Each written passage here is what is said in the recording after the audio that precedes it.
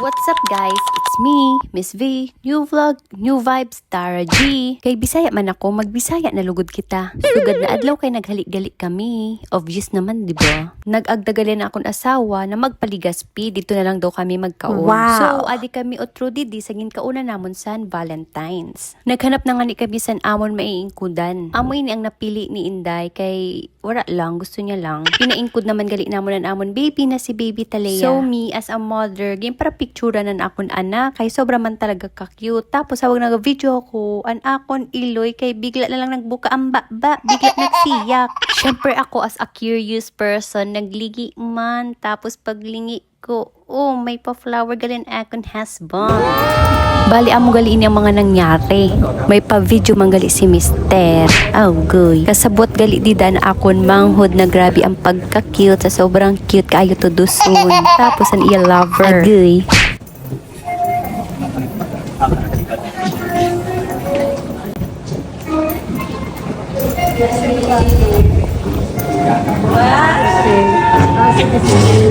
Ay, anniversary ka na ng sugat!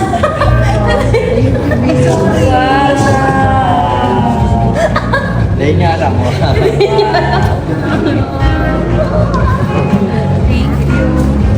Tapos na sugar kaya pala. Hapo ko pa tayo maghalik kay nag-uuran. Ay, grabe man si Jackson na po. Kasi grabe talaga ni Jackson po. Thank you. I love you. I love you. Si Inday kay Uliano na nakalimutan. Self-defense ko lang ha. Tanda ko siya sa first week sa February. Pero sa papalapit na medyo stressful ang adlaw ta sadto. Nalimutan ko na wala sa isip.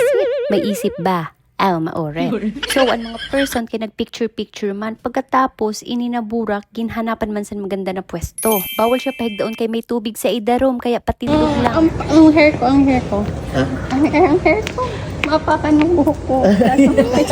So, amo na nga ni, feeling ganda-gandahan ng babae. Ma-order na nga ni kita sa pagkaon. So, bago mag-order, magpa-cute muna.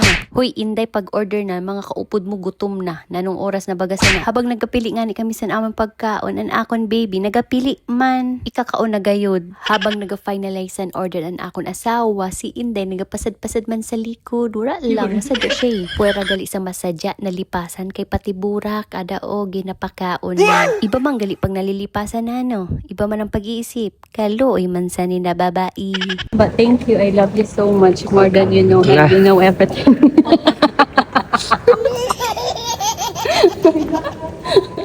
Tawang-tawa, mother. No. OA.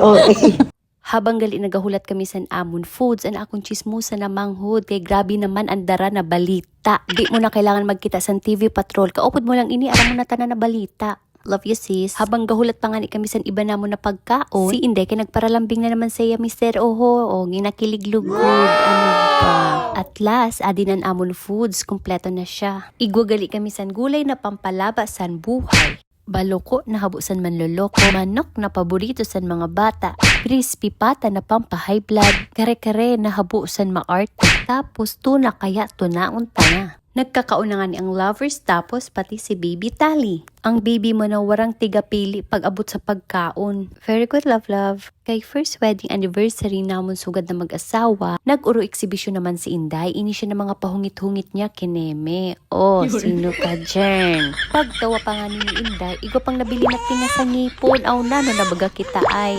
Yan, kilig kaya sobra. Pero bago ini siya matapos na adlaw, gusto ko lang magpasalamat sa akong asawa. Syempre, sani na pag-effort niya na mahatagan ako sa maganda na burak, tag-cake. Maski nakalimutan ko ang amon anniversary, dili niya nakalimutan na pasadyaon ako sugad na adlaw. Aw na.